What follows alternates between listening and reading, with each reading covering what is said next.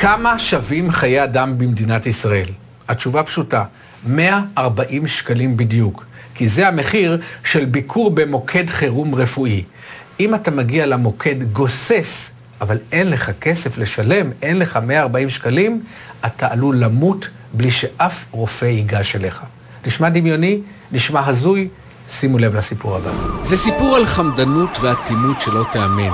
כבר עברו שבועיים מאז מותו הטרגי של מוזס בהר, אבל חברו הטוב שמעון אסבג לא מצליח להתאושש, לא מצליח לישון בלילה. לנגד עיניו הוא רואה פעם אחר פעם איך מוזס חברו מתמוטט בלי לקבל עזרה. בן אדם מת בגלל שלא היה לו 140 שקלים. פשוט יכלו להציל אותו. וזה מה שחשבתי כל הלוויה. כל הלוויה בכיתי משם עד לפה. לא יכלתי למחשבה אחרת. לא הייתה לי מחשבה אחרת. לא חשבתי עליו, לא חשבתי על זה. עד היום אני לא מעכל את זה שלא נראה אותו יותר. ובאמת קשה להקל. איך בן אדם יכול למות רק בגלל שאין עליו 140 שקלים? פשוט בשבועיים האלה בכיתי כמו שאני חושב, כל החיים שלי ביחד, תקחי את כל החיים שלי ביחד, לא בכיתי ככה, פשוט דמעות נזלו, בלי שאני יכול לעצור את זה בכלל. נחזור אחורה. הזמן הוא 9 בערב, ליל שבת לפני 3 שבועות. שמעון ומוזס אוכלים ארוחת ליל שבת, כשלפתע חש מוזס כאבים חזקים ולחץ בחזה. הוא מתחיל להזיע, דקירות מופיעות באזור ידו השמאלית. השניים מבינים שמדובר במקרה חירום וממהרים למוקד החירום הרפואי הסמוך לביתו של שמעון. המקום, סניף חדרה של רשת מרפאות החירום ביקור רופא. לא צריך להיות רופא כדי לדעת שמדובר בסימני אזהרה ברורים להתקף לב.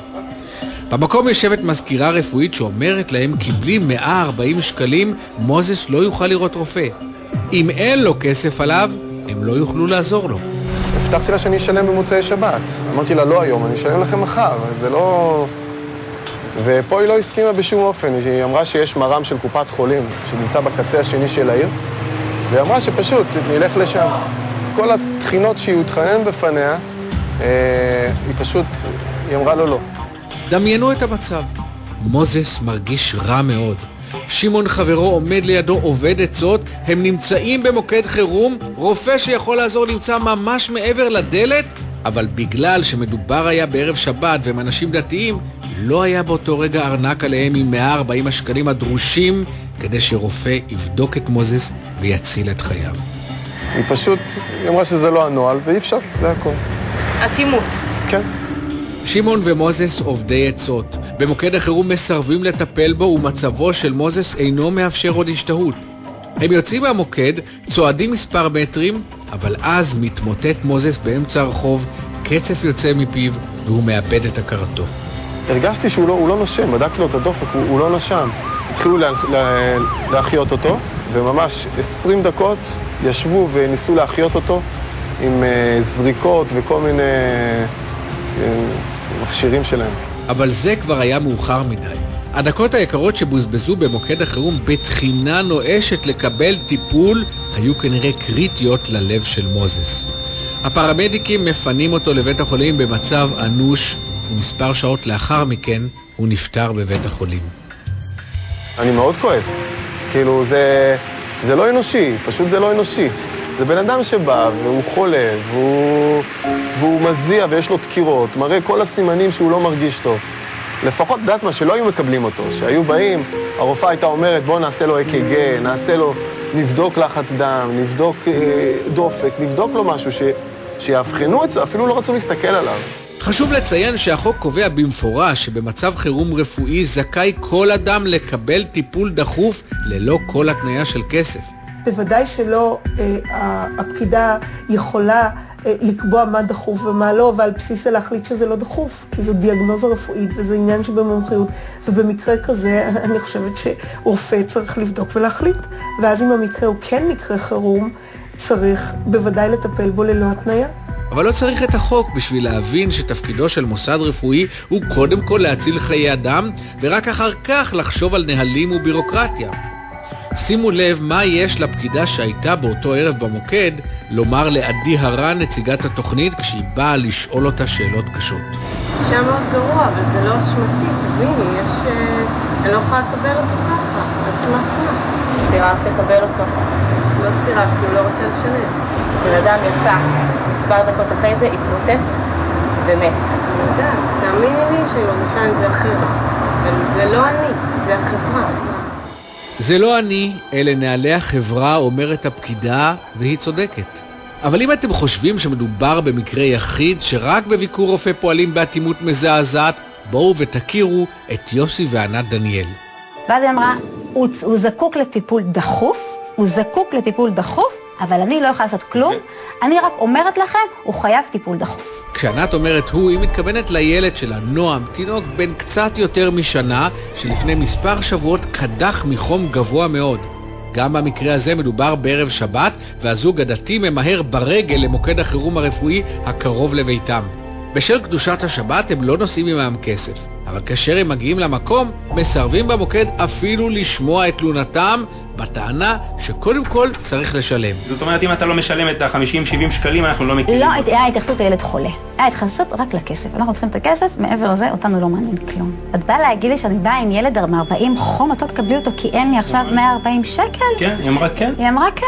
כן, בלי תשלום לא ניתן לקבל. זה אלה הנהלים ולא ניתן לשנות את זה. שוב, אלו הנהלים ואין מה לעשות, אומרים במקום, אלא שהפעם מדובר במוקד חירום בשם מלרם. לא עוזרות הבטחותיהם של ההורים לשוב במוצאי שבת כדי לשלם, פשוט אין עם מי לדבר. אפילו ענת הציעה לתת את השעון שלה כפיקדון, ערבון. אמרתי לה, נשאיר את השעון. אמרתי שמיד במוצאי שבת נבוא לשלם, כאילו, ובאיזה סכומים מדובר, ולמרות זאת לא הסכימה לקבל. במוקד החירום לא מוכנים לקבל אותם למרות שלילד למעלה מ-40 מעלות חום, וההורים לחוצים ודואגים מאוד. בינתיים מצבו של נועם הקטן הולך ומחמיר לנגד עיניהם של ההורים עובדי העצות. יוסי מתחנן לעזרה. הרופאה מוכנה לראות את הילד, אבל לא למסור הבחנה או לתת כל מידע להורים. היא ניסתה להתחמק, אני לא יכולה בדיוק להגיד לכם, כי אתם לא שילמתם. הבנתם, הילד בן השנה קודח מחום, הוא חייב טיפול דחוף, אבל במוקד החירום מסרבים לטפל בו, ואפילו לתת לו הפניה, רק בגלל שלהורים הדתיים אין כסף באותו הרגע. ענת ויוסי מבינים שהם לא יצליחו להתגבר על האטימות של מלרם, בצער להם הם עוטפים את בנם הקודח מחום בסמיכה ורצים רגלית לצד השני של העיר אל חדר המיון של בית החולים לניאדו. רק הגעתי לכניסה של מיון ילדים, ראתה אותי רופאה, היא ישר לקחה אותו על הידיים וישר שמה לו חמצן. בבית החולים מאבחנים מיד אצל נועם הקטן דלקת ריאות חריפה ומצוקה נשימתית ומאשפזים אותו. אמרתי, אני באה עכשיו עם מלרם, הם לא האמינו לי. מה, נו, סיפרת להם? ודאי. הם לא האמינו לי, אמרת, תשמעו, הילד לא קיבל טיפול, הם לא הסכימו לטפל בו. הרופאה אמרת לי, אני לא מאמינה, אמרתי, אבל אני באה עכשיו משם, כלום, לא חמצן, לא עזרה ראשונה, שום דבר. במקרה של משפחת דניאל, בנס לא נגמר המחדל החמור בצורה הרבה יותר גרועה. כשהגיעו הסיפורים על מוזס, זיכרונו לברכה, ועל נועם הקטן למערכת שלנו, החלטנו לבדוק האם מדובר בחריגים או שמא מדובר בתופעה. השאלה ששאלנו היא, איך מתייחסים במוקדי החירום לחולה במצוקה קשה שאין לו עליו כסף? לצורך הבדיקה, אנחנו שוכרים שחקנית מבוגרת, ואחרי התייעצות עם מספר רופאים, נותנים לה תסריט של סימפטומים ברורים למצוקה של התקף לב, מצוקה שמחייבת טיפול מיידי. מלווה בתחקירנית שירי טוב, הולכת השחקנית למוקדים רפואיים כדי לראות אם ייתנו לה טיפול. המוקד הראשון הוא מוקד מכבי. האישה אומרת כי היא מרגישה רע מאוד, קירות בחזה, כאבים ביד שמאל ואזור הלסת, היא חייבת לראות רופא דחוף. יש רק בעיה אחת קטנה, היא לא חברה במכבי. אני יכולה לקבל אותה. מה שאתה ממתינה, כבר תדוק, ברחוב ה-14. לא יכולות, זה לעבד מכבי, ברחוב ה-14, סיפור בעלייה, אפשר כאילו. שם נמצא ביקור, ב-24 שעות הוא פתוח, כל הרצון. עם כל הרצון הטוב תלכי למוקד של ביקור רופא, זה לא רחוק, אומרת הפקידה במכבי לשחקנית שלנו, שנמצאת כאמור בהתקף לב. אכן רצון טוב. בדרך החוצה הן פוגשות פקידה אחרת ושירי מתחננת בפניה. אני תלחדת עליה. תגידי לך את לא חברת מכבי, תלכי לך, תגידי לי את זה. כך במכבי צריך לעורר את רחמיה של האחות כדי שאולי היא תכניס אותך לרופא. אנחנו ממשיכים הלאה למקום הבא, למלרם ברחוב לגרדיה בתל אביב. אפשר לקבל אותם? דליאן, מה? אנחנו פרטיים, זה לא קופת חולים. אבל יש לך לחצים בחזה. תקשיבי, לא טוב בבית חולים, מה אני? לא, למעני, את החזיתי מעמד בבית חולים?